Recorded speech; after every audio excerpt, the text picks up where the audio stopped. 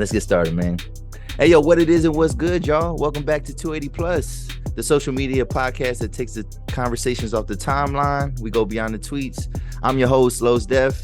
And before we get started, you know what I mean? Let's start this out with a like, man. Can I get a like from the audience? You know what I mean, if you're watching on YouTube, hit the like button right now, man. I'm giving y'all something. Can y'all give me something back, please? You know what I'm saying? And if you're new to the channel, hit the subscribe button. You're going to see our descriptions on the bottom in terms of how to find us on social media. So go ahead, follow us on our platforms as well. And so today, man, I got a real special guest, man, a real smart guest, an informative guest. He probably going to have some real tools for y'all, some gems for y'all. And introduce yourself. Hey, Los, I appreciate you having me. My name is Paul Schiffbauer at Young Marketer on Twitter and Instagram. If you want to give me a follow later, Young is spelled like Young Berg, the rapper from the Deep South, and some of those other rappers with the Y-U-N-G. Yeah. When I created those accounts, they didn't have the Y-O-U-N-G available, so I'm figuring we'll just take it down some Southern hospitality and make it pop. But I really appreciate you having me on. I'm just kind of a man of people. Like, I work with a lot of small business owners in the digital marketing space. Okay. I'm doing that for the past couple years. Been really rewarding in that regard because you just work with people from all across the spectrum, big and small, different backgrounds, poor and rich. It's really enlightening. And honestly, it just makes you want to keep going when you see people, having their wins. That's good. That's good. So, and for you, it's like, you take pleasure in seeing other people have their glory. Like, you don't necessarily need the credit. You know what I mean? Are you kind of like a silent type of partner type dude? You know what I mean? Yeah. So definitely, I always say we're like a marketing extension of your business, but I've been rephrasing that a little bit as we've kind of growing. Cause sometimes like I've got caught up and my team's got caught up where when you're working with a particular business owner, sometimes they might treat you like an employee when you like operate like that. Okay. So now when I talk to new folks, it's just like, we're more of a coach. Okay. We're giving you the plays to succeed. You just got to help us execute them. Okay. But I'm definitely quiet, but I would say a lot of our clients, the ones that we've been working with for a hot minute, they're kind of evangelists for us and myself in a way. Okay. Where it's just like, no, it's Paul Schiffbauer and Schiffbauer Consulting Group. And they're like adding us on like Facebook groups when someone's looking for someone for marketing this, marketing that, which is, it's very flattering in that regard where they're that public about it. Like, they don't want to keep me and like the team a secret. Like, they want to get the secret sauce out. Yeah. That's good. That's good. And so it's funny because I invited you on here. Well, we had some talks, whatever, you know what I mean? And I told you that, you're still within the ratio. And if people don't know, and if people don't know what the ratio is, you know what I mean? Like, to be honest, you like the fourth, probably, I think you're the fourth featured guest that has happened to be a white guy. You know what I'm saying? I'm extremely honored in that regard. We're like one of 21 of 19, the ratio, whatever it might be. Yeah. It's a one, like I try to make sure it's 10-1. You know what I'm saying? And it's no offense or nothing like that. And it's funny because I did have a couple conversations with some like white filmmakers, you know what I mean, recently. But like featured guests, you like number 4, bro. You know what I mean? So you're right in the ratio. And it's funny because although I don't market this as like a black platform or whatever, I think the podcast audience knows, it's for the culture. It's a audience. I get it. And like, I got it going into it, but I remember seeing your stuff. I'm like, this guy, like, his content is good. Yeah. And how you consistently put it out. Like, I was just checking out sound bites and little clips. I'm like, okay, I want to hop on if he's down, but like, I want to get to know him to see if it's a fit for him. Yeah. And like, we hopped on a call. Plus, I'm just like, I feel like I can actually have like genuine conversation where, like, even if I'm not like a core like guest for his audiences, I mean, we can talk it up where it's just like anyone could like take some nuggets and then roll with it, whatever they're in marketing, own a business, or just marketing and bettering themselves. Yeah, definitely. And so because for me, like at times I feel like I'm a voice for the voiceless, or I give a voice to the voiceless. You know what I mean? And because there's certain local businesses and things like that, they don't know maybe how to maybe get their stuff out there, and maybe they should talk to you, but then maybe you should have a conversation with me. Like maybe that should be part of their press kit or whatever. You know what I mean? We're gonna talk about legitimately like though. It's just like, who do you know? Because it's crazy the dots. And it's really crazy in a small market like the York area or just, South Central PA in general. Yeah. Like who knows who? Yeah, exactly. And one thing that I see, like, it's a growing narrative that I see, and this might be amongst people of a certain political ideation, whatever. But like, I feel as though like there are some people that say that, like, Black organizations, Black infrastructure, Black platforms are exclusionary. You know what I'm saying? And like, and it's like, and they try to argue like, since we're fighting for inclusion and like they don't see no color and things like that, they make it hard for, like, maybe a Black person to kind of be like unapologetically Black, whatever, you know what I mean?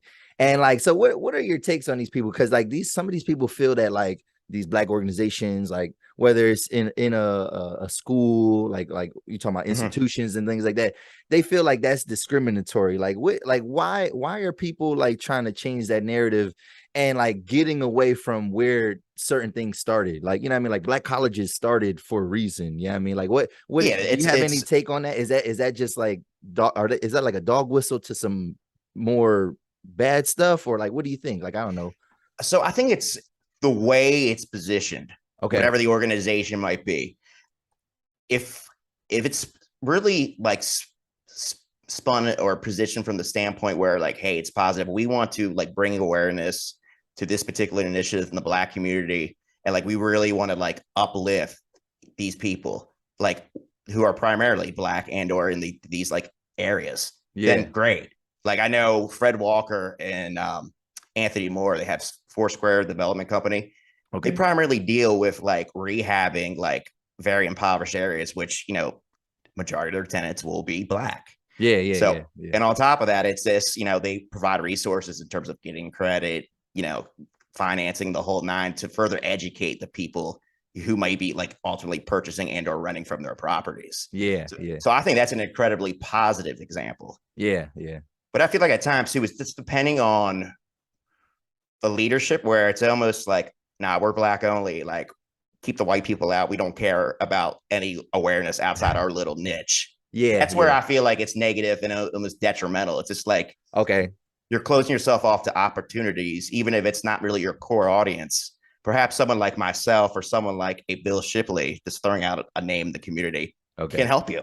Yeah. And I agree with that. You know what I mean? That's why I was like wondering, like, if you do lean on like identity, politics or whatever, like, is that hurting your brand or is it enhancing? And I guess it depends on how you kind of structure all that. About positioning and really, I think attitude too, because that's identity politics is very personal. Yeah, definitely. And as it should be, right or wrong. Yeah, no doubt.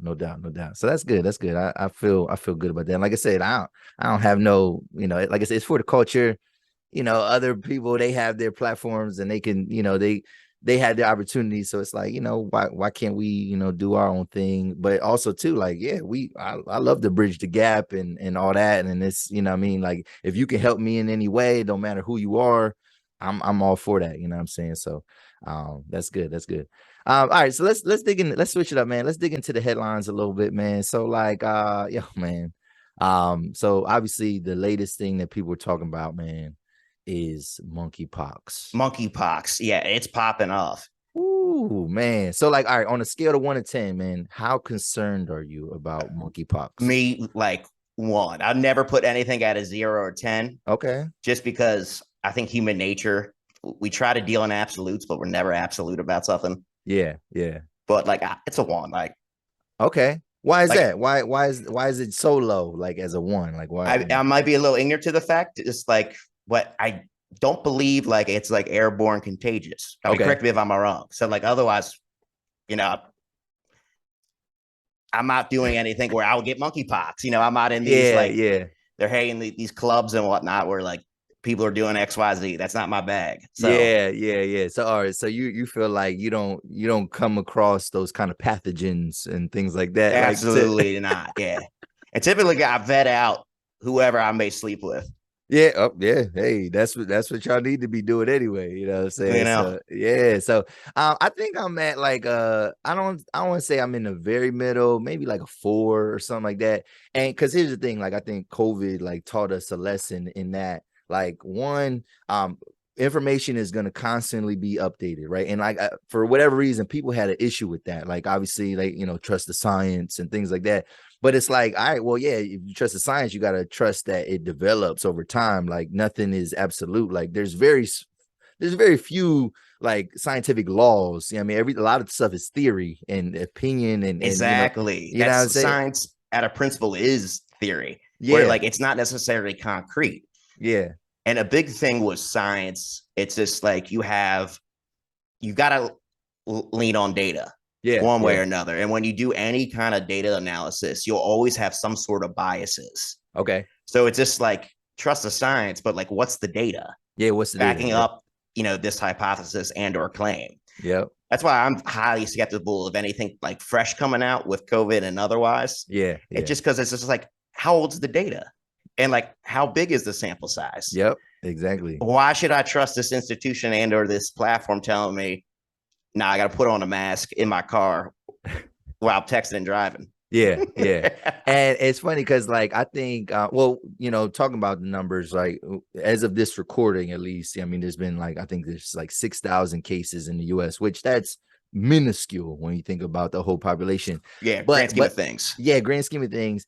And I also too, like I know how those stats, I know sometimes even with COVID, like people were like maybe minimizing the damage and stuff like that by using statistics, because they might be like, oh, well, it's minuscule, but like the difference between this and COVID, I think it's like maybe it's the for lack of a better word, the marketing of monkeypox. Because I think anything that changes your physical appearance freaks people the fuck out. Which is the funniest thing. It's just like COVID, we don't mind going out just because we're gonna have a little cough. But monkeypox, oh fuck, if I get that, it's over. Yeah, like fuck that. Like, you know what I'm saying? And like, cause you can see it, cause like COVID was like a silent killer, you know what I mean? Like we still don't really know how people were getting it.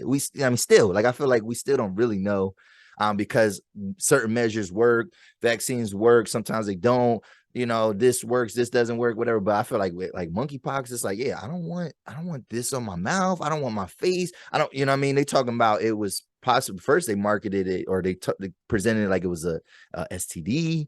You know what I mean? That's so that's my like knowledge of it, where it seems like sexually transmitted. That's why I'm not worried about it. I don't know if that's all the facts in terms of transferring or what. Yeah. So, like I said, I'm waiting for more information. But I think people are getting scared. People want like a shutdown. Like people are like, "Oh, we should shut." And I'm like, I don't. All right, I'm romping around out. Like, yeah, calm down. I don't think we need to do that. But we should be mindful. We should still be washing our hands. You should be watching who you kiss, who you have sex with, and then we'll find out more ways of how this is passed. But I don't think it's as easily as like, maybe I won't say easily because I'm not a scientist, and we are not healthcare professionals, so not at all. I'm like the furthest thing from a healthcare professional. This is entertainment. But I feel like it's not the same. Like we're talking, it's apples and oranges. You know what I mean? You took the words out of my mouth. It's just like, that's why I'm not worried. Right now, I'm ignorant to the fact. Yep. Until it hits close to home, that's when, and sometimes that's when it's too late. But I'm gonna be that kind of person. Until it hits close to home. Do you personally know anyone with monkeypox? Hell no. I hope I don't run into nobody. Because that's the thing, the stigma. Like, it's like you become a social pariah, probably. You know what I mean? Amongst your circle, like. Imagine if someone's got like psoriasis real bad, and then like they get claimed to have like monkeypox. Yeah, because people don't know. Yeah, people don't know. So it's crazy. So yeah, be on the lookout, y'all, and take care of yourself, man. So what y'all think, man? Leave a comment in the comment section. What y'all think about the monkeypox scare and how y'all feel about it so far.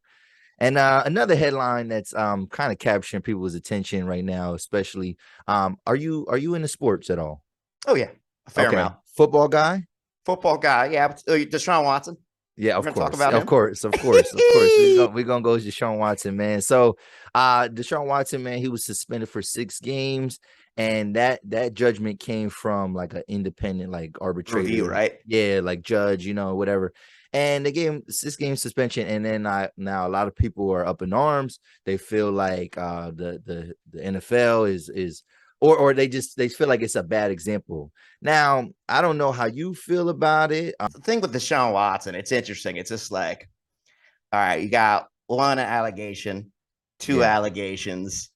We got 20 some allegations. Yeah, I'm all for like innocent until proven guilty, like whatever, be civil or otherwise. But it's like, if that's much of a trend, he's absolutely a sexual deviant and stuff that went on. It's people got paid off. Like, come on. Yeah. On the other hand, it's just like, unless he was actually committed of a like legitimate like criminal crime. Yes. Why is the NFL suspending him over something that's purely perceptionary at that point? Yeah. I don't agree with what he's been. Yeah, like, exactly. Not defending him. Like, you know, had the allegations and otherwise. But hypothetically, if I'm Roger Goodell, it's just like, if you can't prove any criminal charges, go out and play ball, Watson. Yeah.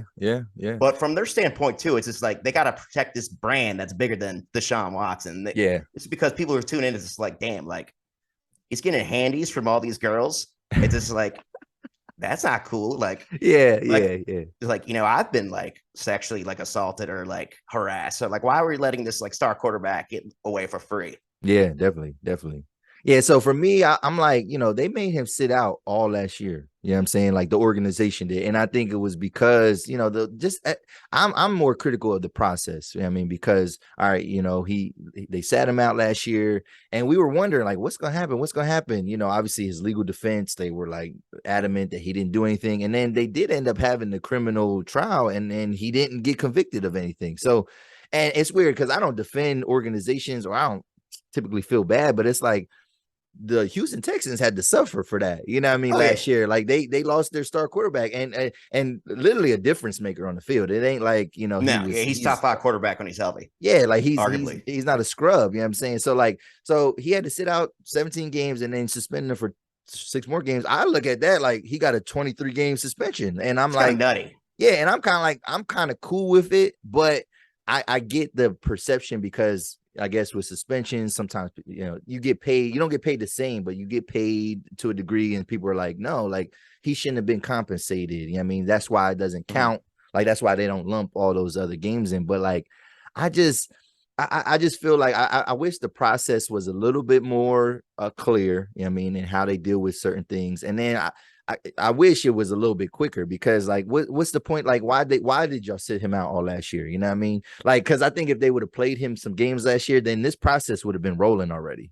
Oh yeah. You know I mean, like he would have already, you know what I mean, maybe he would have got suspended mid-season, maybe even the criminal, like it would have affected everything. But like having this man like having this organization having to trade him, and then now you got a new organization, which again, I don't necessarily feel sorry for them, but like it's like, yo, what are we doing here? Like we're just just moving pieces here. Like we're not really solving anything. And now it's a media nightmare. You know what I mean? And I would definitely say too, it's just why I think the NFL gets a bad rep when it comes to these kind of suspensions. It's just like these suspensions are not created equal. You got Calvin Ridley, wide receiver. I don't know if he's still on the roster or not for the Falcons. Yeah, gets suspended for like one sports bet.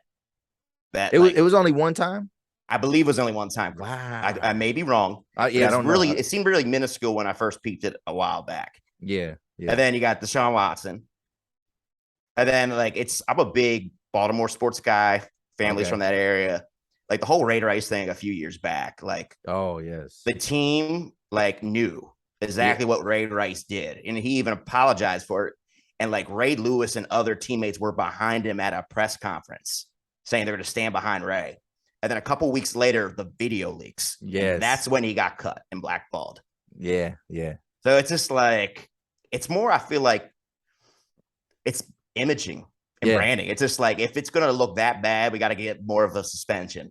Yeah, definitely. Versus something like, oh, he got arrested. There's no video. Great. Like we just slap him on the wrist with a fine and we'll be all right. Yep. And that's, that is the problem. Like, it's like, if they don't have, it's what are they hiding? Like, what are the organizations hiding? Whether it's maybe even the teammates, whatever. What do they hide? What do they know that you know? Because like you said, like they blindly like supported them, even though it probably wasn't blind. Like they all probably knew what happened, whatever. But it was just like they were just like crossing their fingers, like let's hope this doesn't leak. Don't leak. And then it leaked, and it's like, all right, well, now we got to do what we got to do. It's like, but you knew though, like you could have already did that. You know what I mean? If you are actually for like victims and things like that. You know what I mean? So Crazy, man. Crazy situation. We'll see how that unfolds because the NFL has now appealed that suspension and they want to give him more games. And we'll see how that kind of turns out and what kind of precedents this sets moving forward when it comes to like those kind of allegations. I heard with him, there's like a clause now with the Browns where like he's only allowed to get massages at like the Browns facility, like legally. Oh wow. Or contractually rather. Wow. Which is kind of like crazy that you even had to put that in writing. Yeah. Just because of this whole thing. Yeah. And even just how that all unfolded, it's like, bro, man, you're a multi-million-dollar, like quarterback. You think you could just get chicks where you could just be this alleged sexual deviant. Yeah, or even at the very worst, pay for that kind of pleasure. Do it. Like just pay the proper people for that. You know what I mean? Like get escort or something. Yeah, do what you gotta do. What rich people been doing. I mean, he was in Houston too, for God's sakes. Yeah. Cleveland, on the other hand, I don't know how like the girls will transition, but he was almost in one of like the meccas of the United States when it comes to just like beautiful women. Exactly. So it's crazy, man. And like I said, we'll see how that unfolds. And it's just crazy, man. Hypocrisy. That's all I'll say. But all right, man. So let's switch it up. And yeah, I like this. All right, man. So who is Paul Schiffbauer, man? You know what I mean? Like I see you around. I see, I know you do some marketing. I've seen some of your platforms that you've created. And like we know some of the same people and like they talk highly of you and things like that. So like who is Paul Schiffbauer, man? Like, that's my favorite question that I get on occasion, whatever it be like a podcast or whatever. It's okay. Paul Schiffbauer is just a local marketing guy who just wants to see other people win. Okay. It really boils down to it. Okay. I love partnering with businesses and entrepreneurs and just further connecting with other like-minded people who just want to grow. Okay. To me, that's just a commonality of people like I really attract and like want to work with and or be associated with. Okay. Me, I like to have fun with it too. Life's a little too serious at times. We're always hit with XYZ. You got to keep it light, and it's more fun that way. Okay. How long have you been in business and how long have you been doing like marketing and things like that? So full-time Schiffbauer Consulting Group will be over 4 years this past spring. Okay. Of this recording going back to 2018. And then I've been doing marketing, I would say over 10 years, Los, just from the standpoint where it started off helping my dad out with Facebook when he had a bar. It's just like, he's like, I don't know how to use this. Yeah. And of course, I had a little inkling just because I had a personal Facebook account, put out some food specials with like the pictures and whatnot, strategically timing them, inviting local people from the neighborhood where you had the bar. That kind of branched out what I did some freelance one-off projects with some other like small businesses where I kind of grew up in Southern York County. Okay. Social media management, some basic website development. I learned a little bit along the way. Yeah. In college, I actually went to college for 4 years. Okay, yeah, I was wondering that because that's a good. I mean, I'm glad you just get it because I was wondering, do you have an education background in this or whatever? Okay, good. So like, I always had like an entrepreneurial bug, but like it had like this like a passion for business, kind of going back to my teens. But went to college 4 years. I didn't feel like I was fully ready in hindsight to just kind of dive into something, and I'm glad I didn't.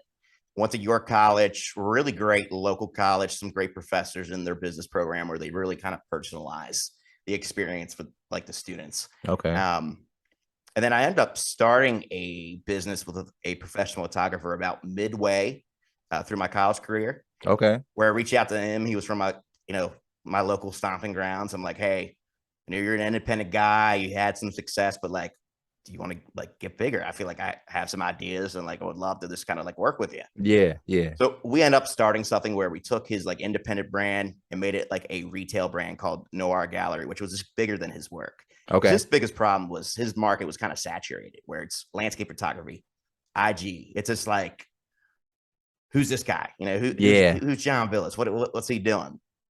So we developed that retail brand. Post college, I really dived in further with that. End up working like full time with him for about 2.5 years once I graduated. And once that, we kind of scaled Noir Gallery from this like an online retailer where we were essentially a vendor on like overstock.com, over homedepot.com, Wayfair, like all those big guys. in terms of like the home furnishing space, because we sold his essentially photography as like wall art. Okay. So what kind of services do you provide for people? Like, you know what I mean? Like, is it all digital? Are you like, you know what I mean? Is it just is marketing in general? I guess we can get into that too. Yeah. Like what is marketing? Marketing is just advertising. Is that different? What's different between advertising and marketing? And then like, I guess what services do you provide? Cool. Yeah. Well, I'm about to say, let's run it back, reverse engineer it. Yeah. So what is marketing? Marketing is essentially on a very like top line level, me telling you to do something. Okay. And typically there's an advertising component within that. It's just Okay. like, how are you like advertising typically has a monetary component with that. Okay. So it's just like me, I'm telling you to do something. I'm providing a call to action. It's just, hey, go get the mulch from Brandon up in Camp Hill. Let's say his company's called Brandon's Mulch. Okay. So like, we have the best mulch in town. We have a 10% deal right now. That is a call to action that I'm telling you to essentially like do and complete. Okay. That's marketing. This is on a very basic nutshell. That's a terrible call to action I just gave, by the way. Yeah. Never do discounts like that. Okay. But this on the spot, this giving you guys an example. And it's kind of interesting because like marketing and advertising, they get a little confused at times. Yes, I think they do. Yeah. Another thing is it's branding, which is they all correlate, but branding's me telling you, not really me telling you, it's how I feel when I hear something. Or when I see something that you might tell me to do, or what you're putting out there in terms of advertising. Branding's more feeling, marketing's more saying, and then advertising's more the kind of like monetary vehicle for all that. Okay. So yeah, so like with marketing, because you said like how it makes you feel. So y'all like, and on a deeper level, y'all get into like the pathos, the logos, the ethos of like that's business. The fun stuff. So people might not know what some of those terms I said, but like yeah. So in marketing with that too, it's just like where Los is saying, it's like half behavior, it's psychology. Okay. Telling people to do something, getting them to want to do something and take an action, whatever be a purchase or an opt-in, whatever. Checking out the 280 podcast. Yeah. And the other half of them is kind of like, especially marketing and advertising in this kind of like day and age, is analytics and like A/B testing, almost scientific in that regard. So like we put these campaigns out. It's just like, let's say we got 3 campaigns we're rolling, 3 ads on Facebook. You know, we're testing them. What did the best and why, based on engagement, based on likes. And more importantly, let's say if we're selling something, how much did sales, ad 1 sell versus ad 2 and 3 and vice versa? And that's really the whole analytic play of marketing coming into the fold. Okay. Cool. That's dope. And then I guess then like in terms of specific services, like, you know what I mean, are you, you know, is there like if I came to you and I say, hey man, like, you know, I need your help, whatever, like what would you present me with, or like what can you do for me, you know what I mean? And maybe not me specifically, but like just in general, like you have a business, you know, I come to you, how you gonna lay it out for me, like in terms of what we're gonna do moving forward? Yeah, how we would lay it out, I would ask you, what are your goals? Okay. Find out more about you, your business from there. And just kind of tie it into our core offerings. Our core offerings are, I call it like a digital uplift. Okay. So that's either website development and or redevelopment. We kind of combine that practice of the website development and tie in the social aspect, tie in the analytics and tracking aspect of it, where anything you're spending with marketing long-term, you're able to track. Okay. The second offer is typically ongoing services. We work with a lot of home service-based businesses that, you know, sell one-off services. Okay. So we do like pay-per-click advertising, where like on Google ads, Facebook ads, YouTube ads, you name it, we can, you know, get in front of the people you want to get in front of. Okay. And really the third core tenet that we offer and really help others out with is just, you know, generalized consulting. It's just like learning more about your business and like really defining on what's going on and what might be lacking. Yeah. What opportunities you can take advantage of. Okay. That's nice. All right. And then so staying on the topic, but kind of getting a little deeper, right? I mean, because Mhm. you are, you're a marketing guru, I would say, I mean, locally at least. And probably actually bigger than that. I mean, you might have some strongholds in other parts of Pennsylvania that I'm not aware of, I mean, but there's a term that I keep hearing, and especially for like people that are like digital creators and things like that, and maybe even just businesses that like are located online and things like Mhm. that. So like I hear this term SEO, which is search engine optimization. Like, Optimization. what is that? Like, what, like, could you explain that to like for the layman, like in layman terms, what is SEO? What is search engine optimization? Okay. So it primarily deals with how your website ranks in terms of your over online presence. Okay. So it's just like, it's one thing you just build a website. It doesn't mean that it's optimized for search engines out there. Or Okay. just because you build it doesn't mean people are going to come. That's a big misconception with Yeah. website development. People used to think that, but no, that's not the case, especially with how the like search engines make, people play now. It's just, you got to do some back end work to essentially play nice with Okay. Google in terms of like keywords and search terms. Okay. And that includes other search engines as well. Okay. Okay. Okay. So, and it's like, okay, how do you might be able to kind of achieve that? It's just looking for kind of opportunities with doing some keyword search and like really what you want to go after at that point. Okay, okay. And it's literally like certain words like just rank, like help you rank higher. Like if you word like like if you do a YouTube video and you do Yeah. a ad or whatever, like it's maybe what's in your description, what's in your title, like is it that type of stuff and how people search for that type of Mm-hmm. stuff? On the That's back end, if like having titles and tags essentially for like those keywords. okay. So I'll give you a good example. We worked with a cleaning company in the York area for a period of time with just like website development and presence. And it's one thing where it's like, okay, let's say you want to rank best cleaning company in Pennsylvania. Yeah. That ain't gonna happen. You're gonna have to do a lot of SEO and like page building and blog building and like that kind of link building to essentially like rank for best home cleaning company in Pennsylvania. Yeah, yeah. Let's locally optimize your website rather for like, best cleaning company Red Line, Pennsylvania. Yeah. And then he ranked almost instantly for that versus Okay. going like the big approach, looking at the smaller opportunities for him to take advantage of. Okay, okay. And because I was gonna ask that too, like how long does it take to optimize? I mean, like, is it a time limit? Is everybody's search engine a little bit different? Because I think That's that's a a yeah, it's a loaded question because I want to give you a yeah. loaded answer. It's Okay. to be determined. It's really what Google wants to do. So once we complete a Mm. site or update a site, you essentially send a site map, which is kind of like the technical like layout of the site, Yeah, I've seen. Yeah, words and like terms. if you look at the bottom of any like business, it does. Yeah, you'll see like most like reputable Mm-hmm. business. You'll see that sitemap, and I never click on that. So like, okay. So essentially, you send that to Google and other search engines, so you get indexed. And index is Oh. essentially you get filed, and that's how your pages rank over time. So like Oh. ranking for certain keywords and terms, it could be a couple weeks, like real Okay. quick. But typically, the process takes a couple months for you to kind of creep up and crawl up. Okay. Okay. So And with so that too, you're not guaranteed that placement long term either, because people might be building out new websites or new pages. oh, okay, okay. It's almost like it makes me sound like it sounds like you said index and all that. I'm thinking of like a phone book and like the yellow Yeah, pages and things like that. And so, but like it's like on a digital scale, you know what I yeah. mean? And No, that's a great in comparison. okay, yeah. And dang, do they even? I don't think they don't make that. They don't make the yellow book anymore, right? Like, is that So dead? it's funny. I talked to this like company that does like digital marketing a couple months back, and they're like, we are the company that used to like push like the yellow books hard. Yeah, And they still like actually produce them. It's just like they don't like push it. It's only to like certain marketing communities that are typically elderly, to be honest with elderly. you. Yeah, yeah, yeah, They've gotten more into digital products at this point, yeah.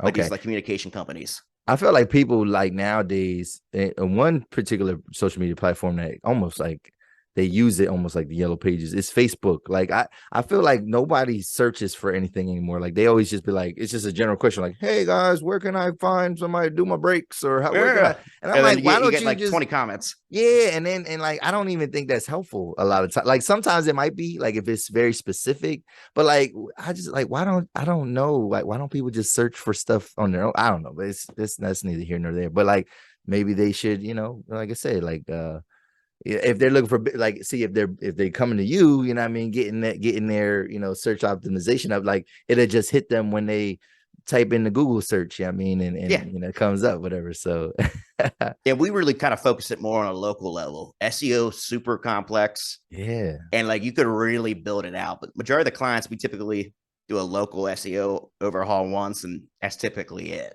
Yeah, that's good. That's good. That's good. So what experiences have you had in the music industry? Because like now, you're talking about businesses, whatever, but like, have you ever done any marketing for like, creators or musicians, artists, and all that type of stuff? Like, what are some of your experiences in that realm? Yeah, so that's interesting that you say that, Los. Those when I got things kind of like started off my first year, kind of like full time doing this. It was really just me as like an independent before I got built out a small team Okay. along the way.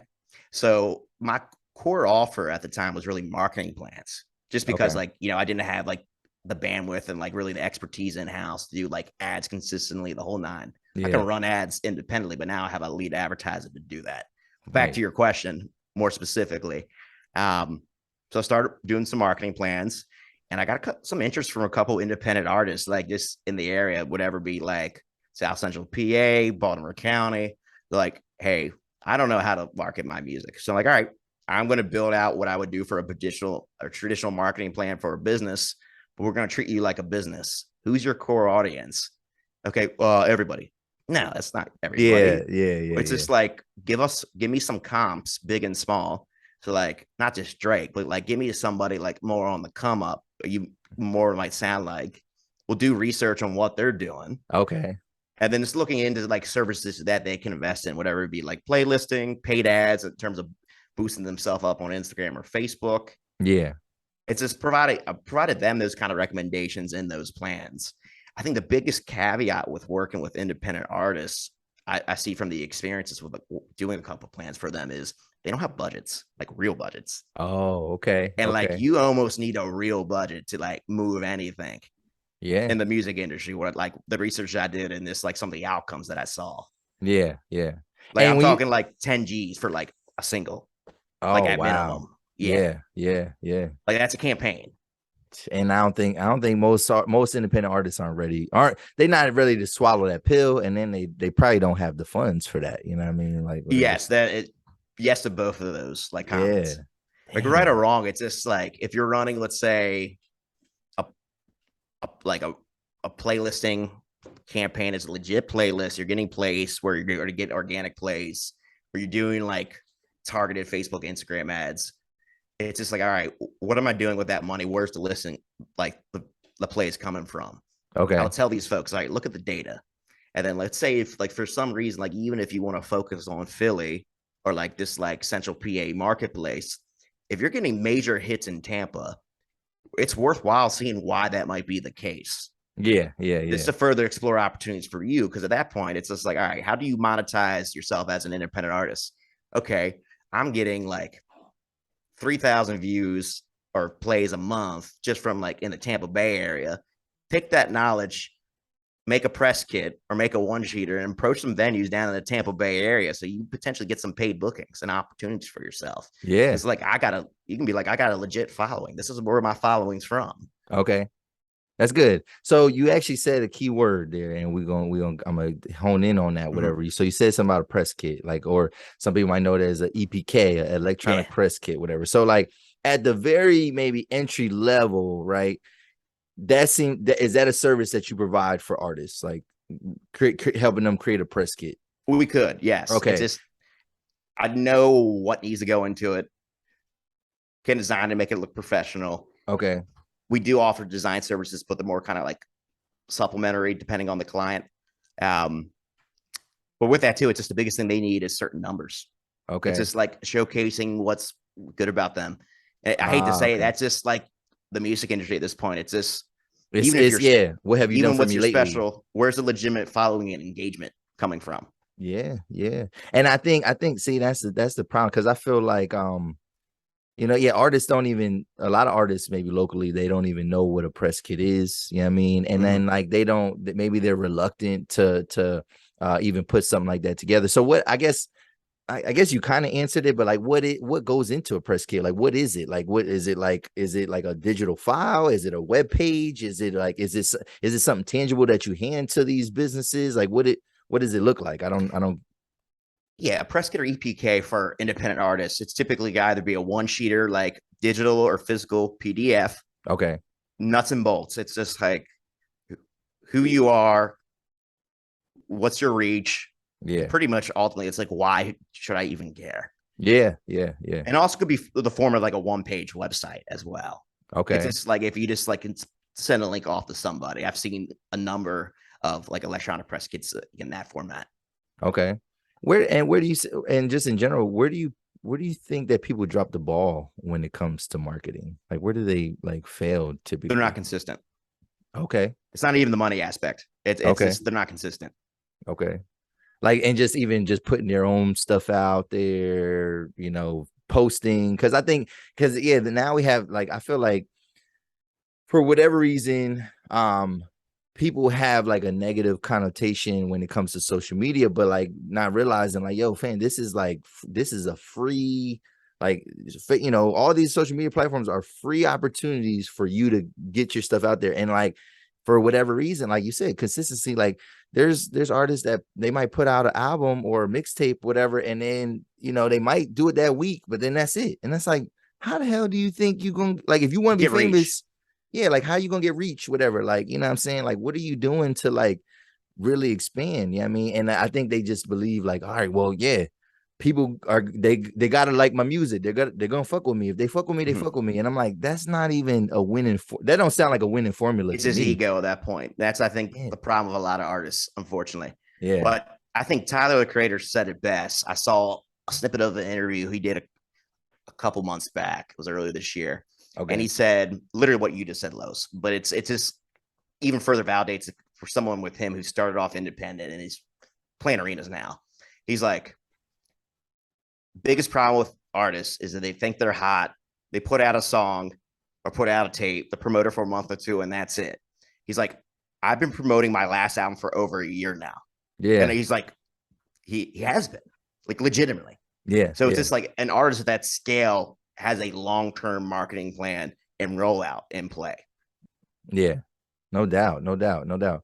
And maybe in terms of artists, or just individuals or organizations, who can you give me some examples of organizations or even individuals that are like killing it right now locally, like when it comes to their marketing strategies? Like who's killing it? Like who's a good Ooh. example? And they might be not even be people that you work with, like Oh the yeah, stuff no, that you no. see that In like, general. damn, they're killing it. Like, I mean, who's doing a good job right now?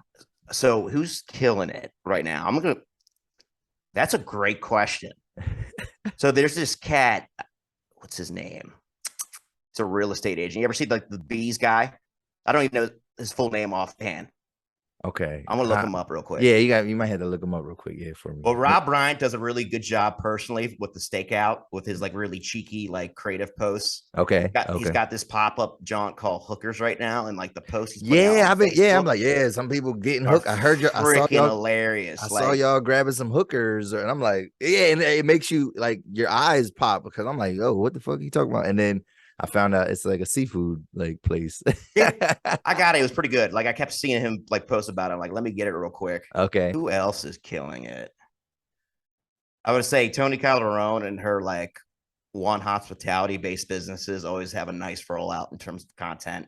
Okay. You're seeing her stuff everywhere.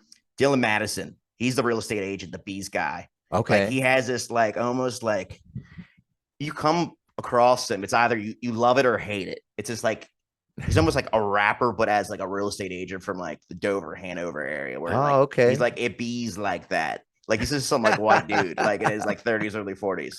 Yeah, But yeah. like he's one of the highest selling like real estate agents in terms of like volume, like year after year. And you Wow. wouldn't think that. It comes off, he does all this like almost gimmicky marketing. but it but it works. works because it resonates with the right people. Where a lot of real estate agents try to go broad, he just goes in and bees himself. I like that. You know, it's funny because like, and I don't know how well this guy's doing, but like, I don't know if you ever been in the Philly area. Have you ever seen these billboards for this guy named he calls himself John Morgan? Like it's like No, I don't. his name is John Morgan, but you know, obviously Philly slang. It's like John, oh, John Morgan, whatever. And like that's ingenious. yeah, and it's crazy because like I see people talking about it. I've been in Philly and I've seen the billboards, whatever. But it's funny because like I know some people, they're like, yo, this guy has to be stopped. Like somebody got to get this guy out of, because it might come. I think it comes off to some maybe some demographics is like cringy, like, oh, like what are you doing? But it got my attention. Like I know who, like if I ever get in a pinch in Philly legally, I'm calling, just because off the string, I'm calling John Morgan. Like yeah, the best marketing and positioning over all those, it's polarizing. Because it's just like you want the people who are going to buy from you and buy into you to really buy into you. Yeah. But yeah. And naturally, good or bad, you're going to have some people who are haters or just not care for your tactics and your positioning. Okay. Like I'm not for everybody. I'm very like blunt. Like if within the first like 30 minutes of a conversation, if I feel like you're real relaxed, like you're someone's trying to like just be a little too professional, I'll drop a shit or fuck just to see if like their guard goes down. And typically 9 times out of 10 it does, and they get really more comfortable in terms of their body language all of a sudden. Okay. Oh, that's nice. That's nice. And I guess last question about marketing, man. Like and maybe it's for me, whatever. Like how am I doing, man? Like am I doing okay? Where can I improve? I guess I don't know. Like am I doing all right? So like, outside looking in, you're putting out a lot of content. Yeah. So like to me, that's a positive side. Just a matter of, is your content strategy and your overall marketing strategy getting you to where you want? And if it's not, then how do we close those gaps for you? Yeah. That's like the biggest question I would ask for you. Okay. I would say that definitely it's getting out there. I think it is, but like it's weird because you don't see the same kind of return. Like if I sold something, like if I had like an actual like whatever, it's a t-shirt or something like that, I would be able to kind of see like you know, actual dollar return. You know what I mean? And then I think the monetary gain, I would see the value. But I do notice that there is, with the consistency and like, because there's other podcasts that put stuff out there, whatever. And I think I maybe take credit, whatever, but I think my style in terms of how I put out clips or whatever, it's starting to be replicated. So then I know like I must be doing something right, because I see people maybe taking notes or whatever, you know what I mean, doing things. And I do notice like, like it's certain posts, like everything doesn't hit, whatever. No, but it's like, okay. And it's okay. And because that's the one thing too, I'm always willing to try something, you know what I mean? And things like that. But like, I feel like it's definitely exponentially it's grown. Yeah, I mean, obviously, like when it comes to followers, I'm against like paying for. I don't want to pay. I pay for ads and stuff like that sometimes, but like I'm not gonna pay for followers, or I'm not gonna never pay for do that. views or nothing like that. If you're a rapper out there, you need to stop doing that. That's like the worst trend I've seen with like certain local musicians and like heads otherwise. Like I can just tell your engagement's like poop. Yeah. So in terms of that, like that's the only thing I think I want to improve. I want to improve maybe like the community aspect of it. And the engagement. That's one thing I feel like I need to improve on. Like I want more people to I don't know if they're scared, like if they're worried I'm gonna like attack them or something like that. But I fill the comment section, like, you know what I mean? I need that, you know what I mean? Because I do want it to be like a community of sorts, you know what I mean? And like I want to be the place that you stop and watch the content. Like I had a conversation with you, like, like this could be like Breakfast Club. Like, I mean, it's general, you know what I mean? Whatever. And I want you to come here first. You know what I mean? Come to the local guy first, and then you can see what they got to say. But like, I feel like I got a good handle on that type of stuff. But so one thing for you, and I think this can be done really within like your lane, where like you want to keep a community base. Barstool Sports does a fantastic job of this. Okay. Or let's just say you had like a presenting sponsor for a period of time, or it's just like you don't have to slap them anywhere. You could just say like, hey, 280, we're back, another installment. shout out to our presenting sponsor, the Stakeout. You know, Yeah. go check out Rob's Steakouts if you're in East York or Lancaster, downtown Lanc. Yeah. Just say it once or even say it another time at the end, and that's it, where it's not like in your face the whole time. Okay. Like something is really subtle. Like Barstool Sports does a phenomenal job of that in terms of like their sponsorship placement, where it seems organic to the actual show and audience, where it's just not like some random product or service like tied to it. Like it makes sense. Okay.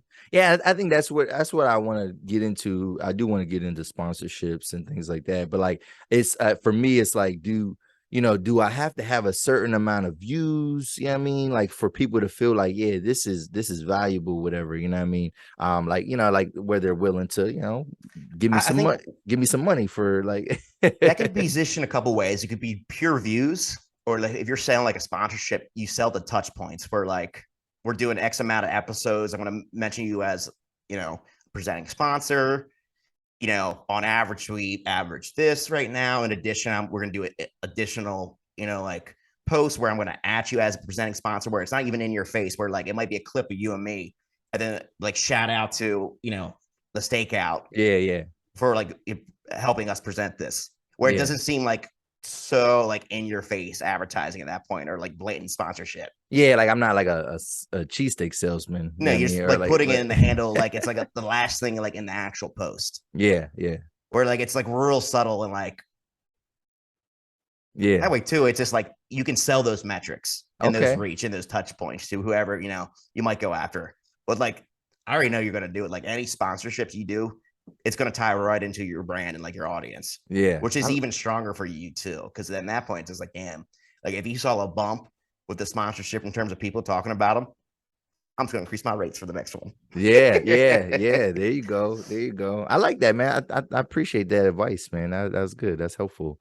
And yeah, so just businesses, man, if you're looking for like that push, whatever, obviously, and time out before I even finish this, do you think that like people drop the ball with marketing because they feel like they could just do it themselves? Yes, is that what it is?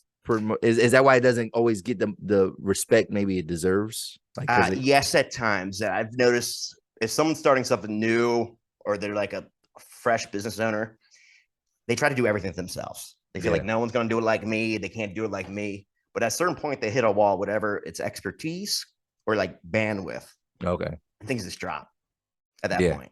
Yeah. And we really come in and help where like if you hit a wall or you feel like you don't have the time to do something, we help you try to get to that next level. Okay. At that point, then partner up.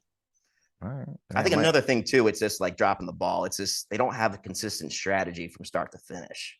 Yeah. Where they say like, nah, we do this. And then they're pivoting from what they originally said they're going to do. Yeah. Or they don't even have a clear plan in place. They're just throwing money around or throwing posts around with not really a clear runway to get to the end goal. Yeah.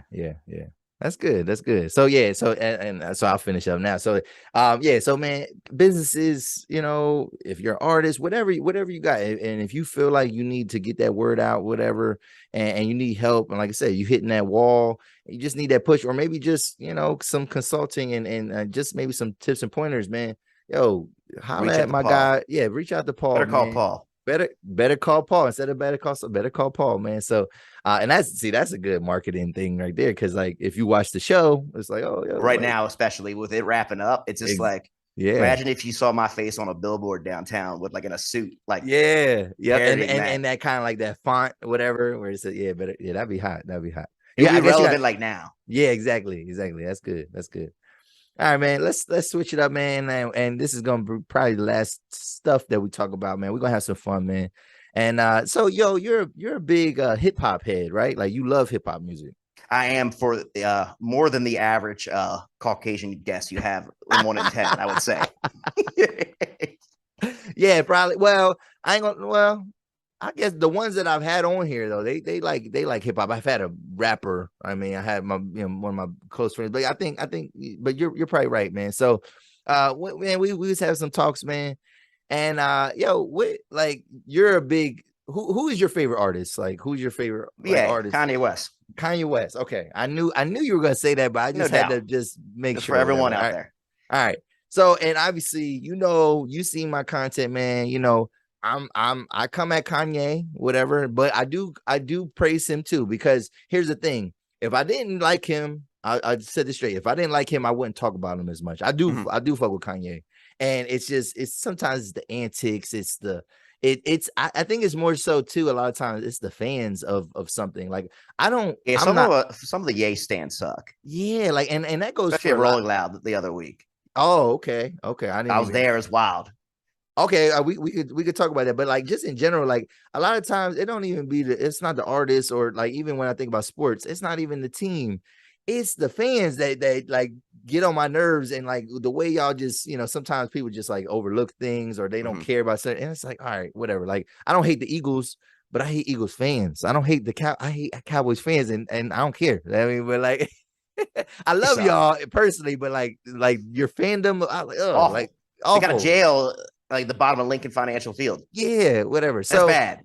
Yeah. So, all right. So Kanye's your favorite, and you were just talking about Rolling Out. What happened at Rolling Out with Kanye and his stands? What happened? All right. So, Cudi took his place like less than a week leading into it. Oh, that's why the fans were hating on Cudi. Because apparently there was like there was literally a Reddit forum where like these Kanye fans were saying, "Nah, we're gonna go to Cudi and we're just gonna throw stuff at him." What? And that's literally what they did. Like, so Rolling Loud, they do a good job about this. They give out water packs during the day just because it's like Miami in July, just so like people just don't like start passing out. Yeah. So like they're packs too, not bottles. Like they're getting smart. So like you don't want to throw bottles at people because people are gonna throw shit regardless. Yeah. But like they were heathing them during Cudi, not like at him at first, but they were just flying around. And then he gets hit in the face.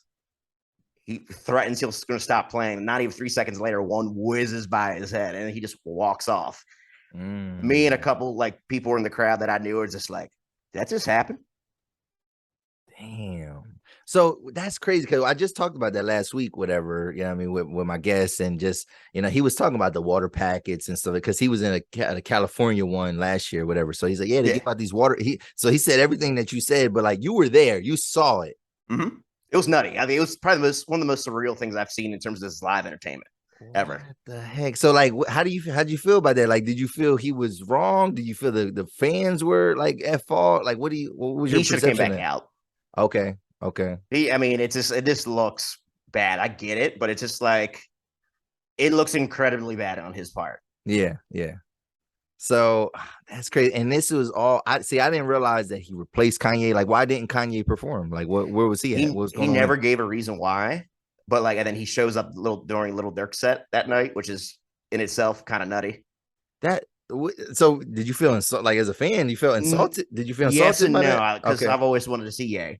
Okay. So I think Los, he's incredibly like particular with like set design and stage design.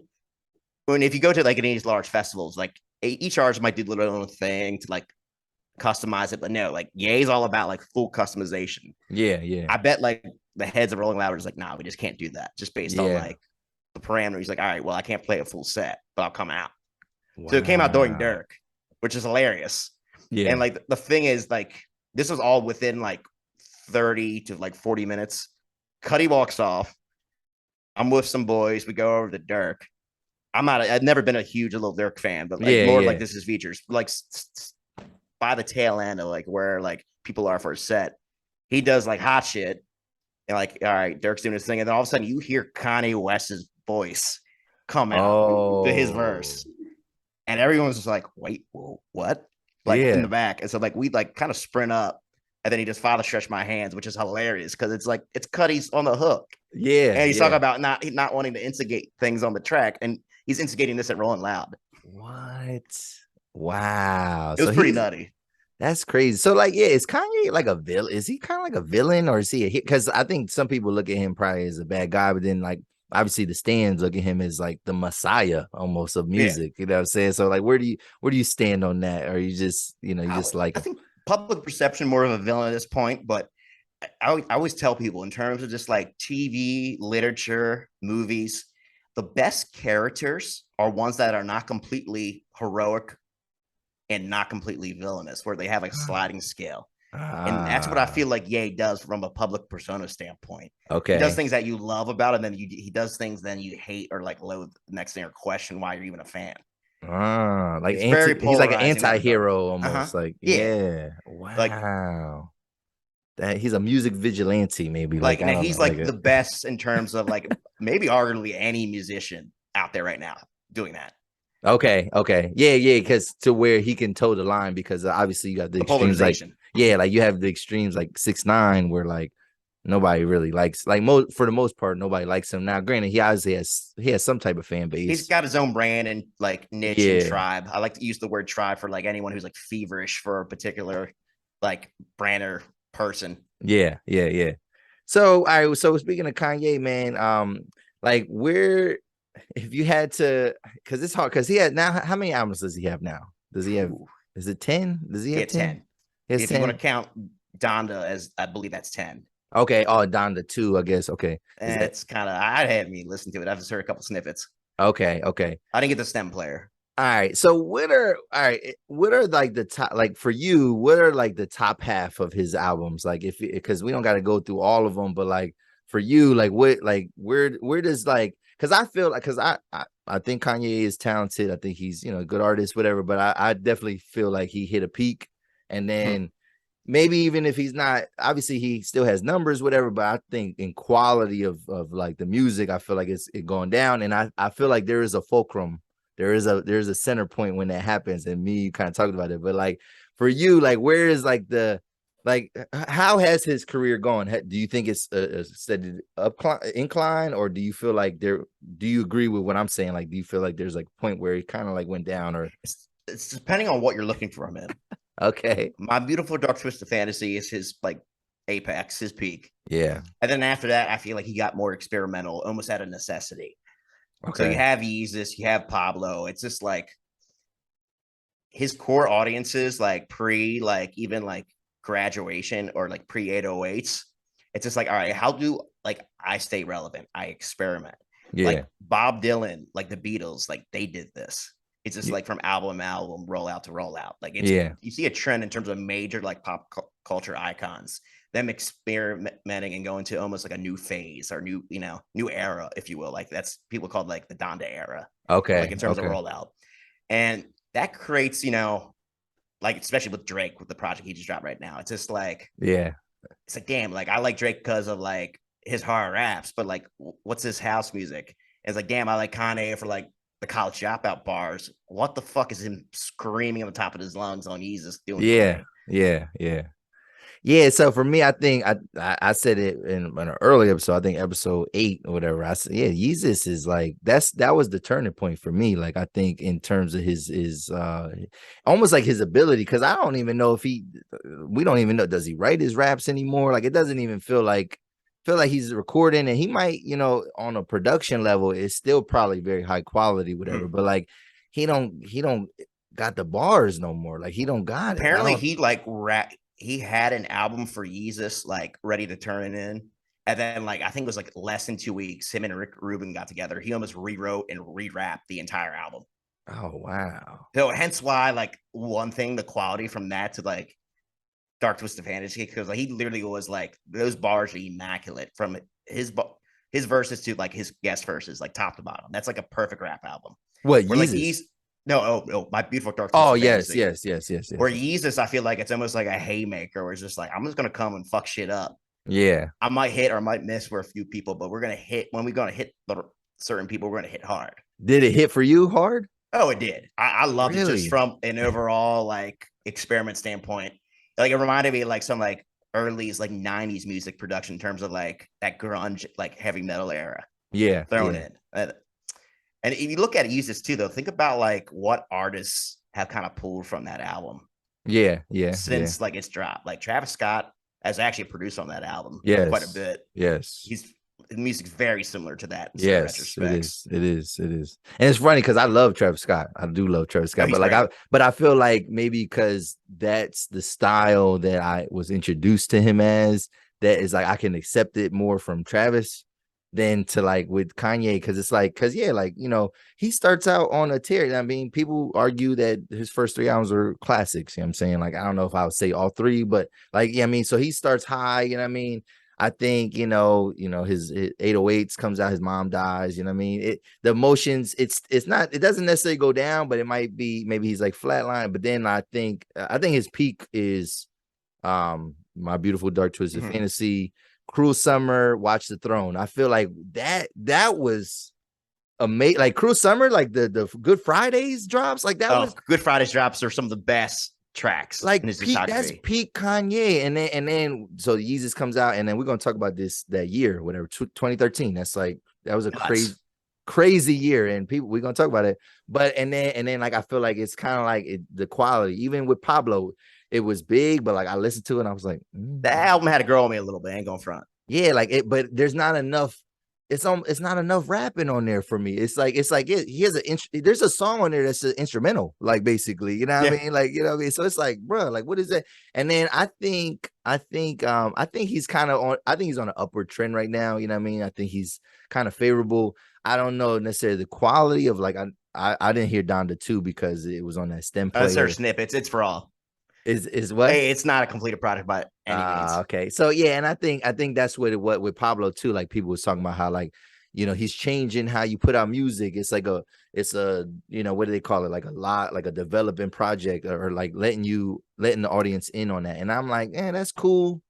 I think that's cool for the Kanye fans, but I think for the general fans like me, give me the finished product. Like, give me the best production. I want to hear the best version of you, whatever. So that's interesting. But yeah, My Beautiful Dark Twisted Fantasy, that was crazy, man. Like, just, yeah, like I said, the features, the bars, and like I said, like just in that time period, like from 2010 to 2012, like, man, that was like crazy. Fun fact, he recorded majority of the verses of My Beautiful Dark Twisted Fantasy, Cruel Summer, and Watch the Throne within a 12-month period.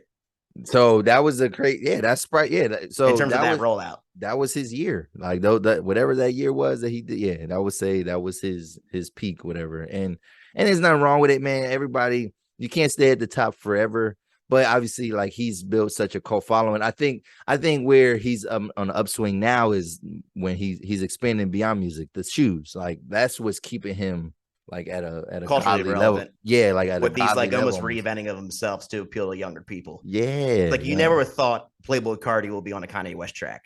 Yeah, when Playboy Cardi came out a couple years ago. Yeah, but it works.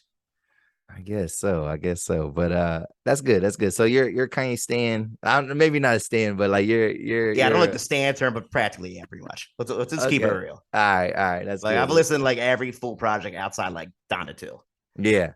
And did you like the bars on hot shit? Did you like his verse on there? I actually did. Like Pinky swear, yeah, gonna appear. Yeah, like that shit's just hot.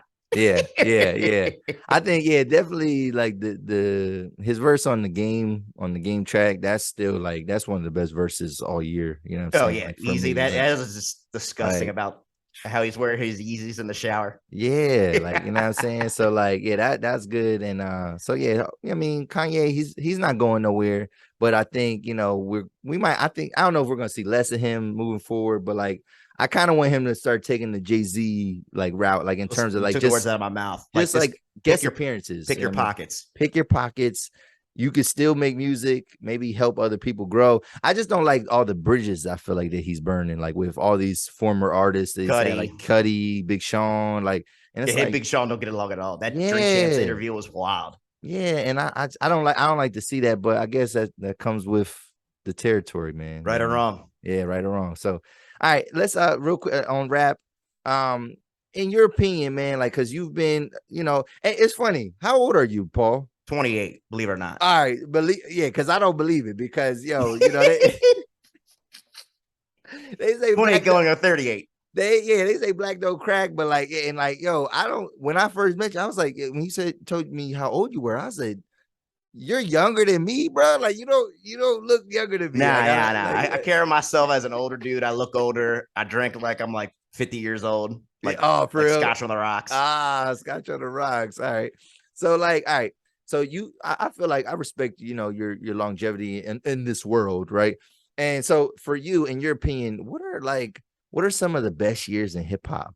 Yeah, I mean, like for you. I think like 2013, around like 2016, you can even go back like mid 2000s when you had like the massacre and like Okay. college dropout coming out right around 04, that mid 2000s period. Okay. Okay. That was just kind of hot. Like that was a weird change in hip hop where you got like gangster rap was essentially ending and like 50 from like a very popularized standpoint, 50 Cent was that last crescendo. And then Okay. you have more of these like backpack rappers or alternative rappers coming into the fold, like Kanye West, taking Okay. some of that soul from like golden era 90s hip hop and then just kind of reinventing it for the period and like the culture at the time. Okay.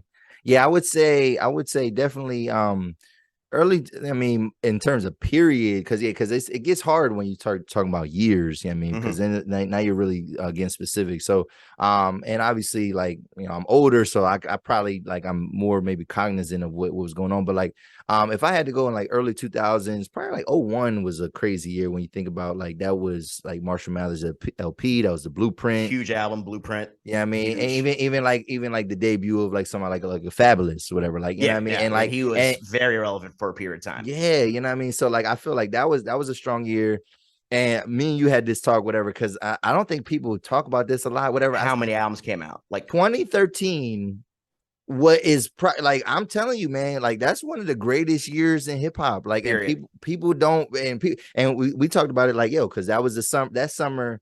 Magna Carta came out, Jesus came out, even though might not like That's that. right. The Gifted, Born Sinner, Hall of Fame, Big Sean's Hall of Fame came out, and Nothing then was the same. and then when you said that to me, I say, oh wait up, that was 2013. Is 2013 like at least in the modern era in the last, let's say in the last 10, well, I'll say yeah, in the modern era, is that like the best? Was that the greatest year of hip hop? I would say so, without a doubt. You Like, can argue maybe like 2016, 2017, some drops like pre-COVID, but yeah, like yeah, 2013, it's just like you and I were just like hopping on the phone, shooting it, getting to know yeah, one another. We're just going through a list, and it keeps rolling. It's just like that year had something for everybody. Even like Mac Miller's like yeah, watch movies with the sound off, where he took a sonic turn. Like it yeah. had something for like everybody. Yeah, like that's a crazy year, man. Because I think a lot of times people get stuck into like once like the sound of music changed, they feel like it's not as the quality isn't as good. But I'm like, but when you really dig into it, like some of these albums and some of these artists, like that was like a changing of the guard. Like when all those rappers were out at that time, like like those were the top rappers, you know what I'm saying? Like and yeah, like some people argue that's Drake's best album that he's ever created. You know what I mean? So like, I mean, some people say Take Care, but like a lot of people say Nothing Was the Same. So that would, I put Nothing Was the Same yeah, like that was a personally. crazy year. And then yeah, another year was crazy was 2017. Like I said, like that was one I remember saying that I had that bookmarked on Twitter for a while. Like So Damn where came out that year. yeah, Kendrick Damn Lamar. came out, 444. I think that was the year. Was that More Life? Was More Life that year, or I believe was it's it More Views? Life. Yeah. Wait, Uh, one of the two. one of the two. Yeah, I think no, because no. Um, Views had Summer 16, so that I knew that's how I Yeah, know. you're That's right. how I know Views. It So was yeah, it was More Life. That yeah, right More project right after Life. that. Yeah, More Life. I didn't like Wale's project that year or whatever, but Big Sean, I decided, even though people, it was, I think, because he dropped so early in the year, he dropped in February. So People like kind of people, forgot about it. yeah, kind of people forget about that. Sci-Hi came out. That was the year that we get really introduced to Cardi B. Like, because I think Cardi Yeah, she B is blew up like that year. when it was, you know what I mean? That was Bodak Yellow. Yeah. It was a lot. It was a lot of. I think one of Meek's big projects came out that year. It was like, so 2017, but it doesn't compare, I don't think, to 2013. But like that's also one of the better years. This year is not a bad in music. This is not a bad. I don't know if this It's is. shaping up. Yeah, it's shaping up to be a really good year in music. I don't know about in hip hop per se, but like definitely In music general. in general. This is a. I think people are gonna remember 2022 as well. And then last thing, man, about music. I remember I was going through a text or whatever, and I seen it, and you was talking about 50 Cent, and you Yeah, was talking about 50 Cent. Go ahead. yeah, and you was talking about his peak, and I don't know if you said this because it was like an exchange, it was like a screenshot that you sent me, whatever. And so I think the argument is was 50 Cent's peak in his run, was he bigger at one point in time than Drake is at his peak? You know what I mean? And I think that's crazy to say. Like 50 Cent has one of, like, in terms of like 5-year runs, like just short runs, probably one of the greatest ever. You know what I mean? Like in terms of long, like that short run, come get in, get out. You know what I mean?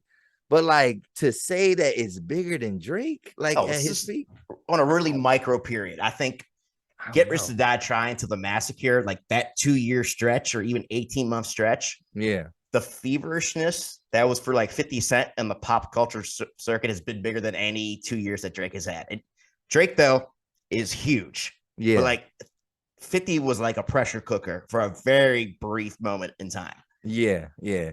Yeah, because I mean, if you talking about like Vitamin Water, you're talking about all that's that, what like I'm talking about. This G-Unit. He was everywhere. Yeah, I mean, everywhere. I mean, Drake's omnipresent now, but it's just like he has the longevity there, like something where he has certain longevity that even Kanye doesn't have, where Kanye's got to constantly reinvent himself. Drake just kind of just pulls up and does his thing. Yeah. He doesn't have to take too many risks.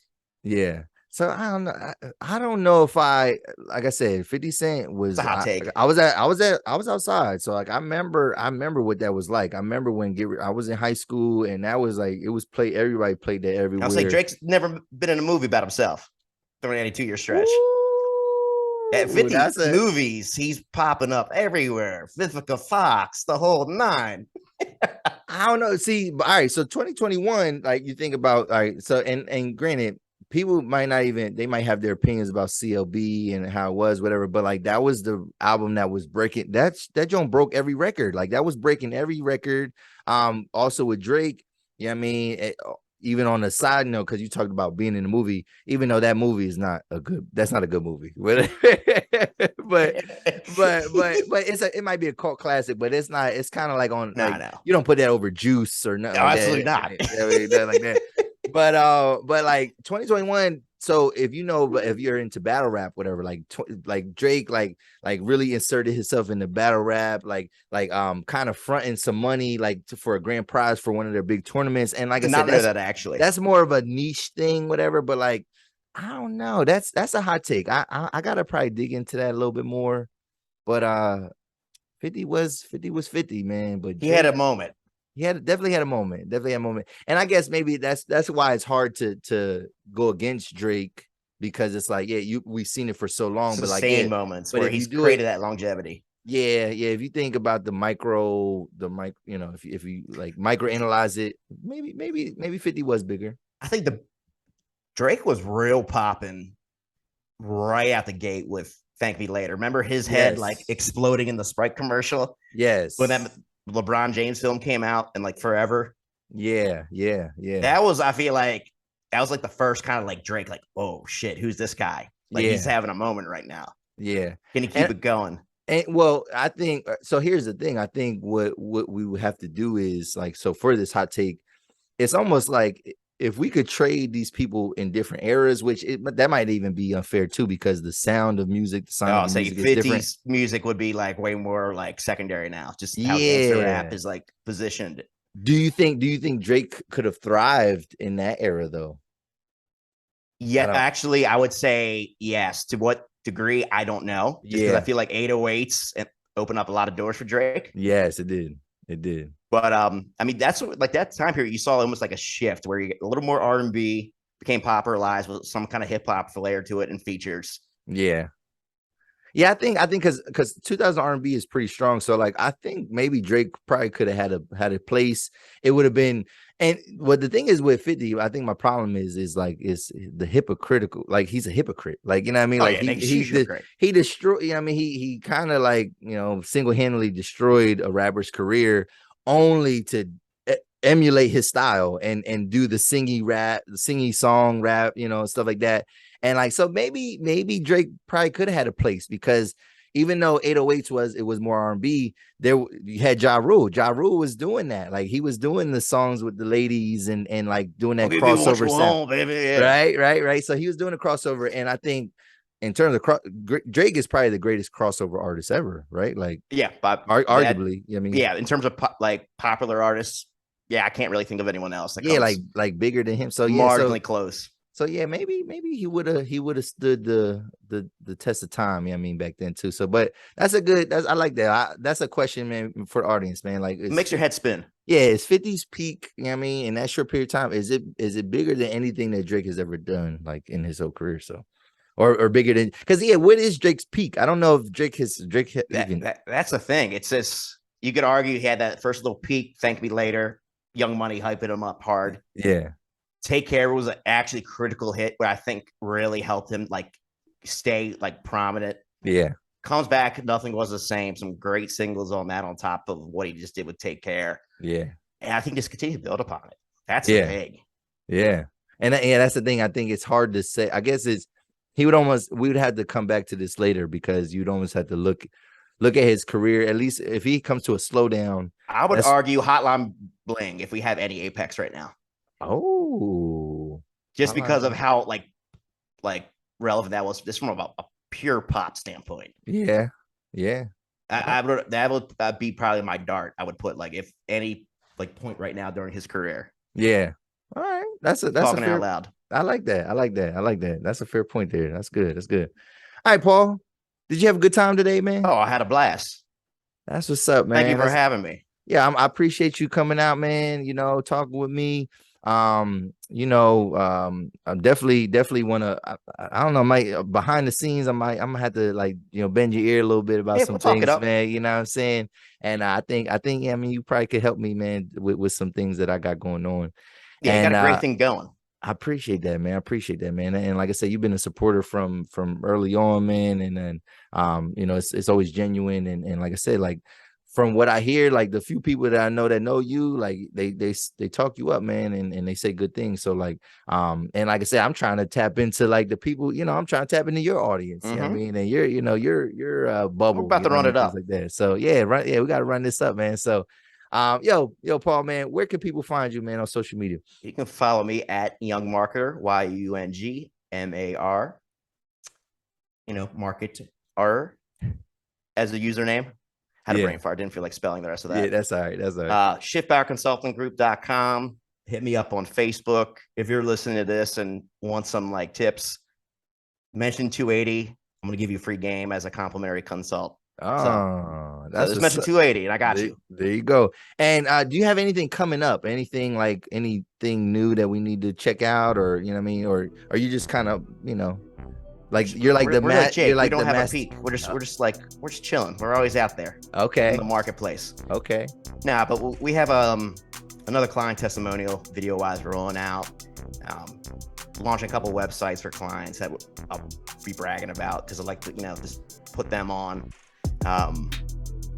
More of these, like, little video shorts I call local marketing videos, where I'm getting kind of like philosophy-free game on, like, views on marketing and business. Yeah. So that you can check them out on Facebook and Instagram as they kind of roll out over the next couple months.